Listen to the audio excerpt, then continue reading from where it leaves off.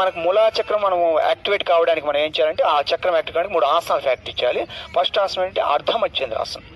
ఎడమ కాలం మర్చి హీల్ మూలా చక్రం ఆ మధ్య గ్యాప్లో ఉంటుంది ఆ చక్రం, అక్కడ మనం టచ్ చేయాలి. హీల్ బిలో జెంటర్ యానస్.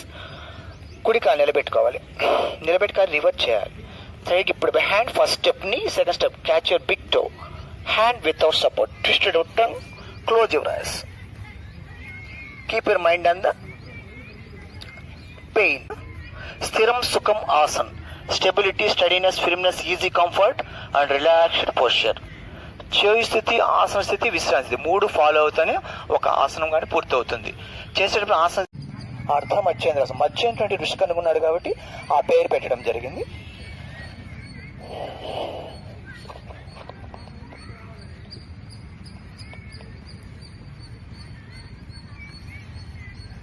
Okay sir.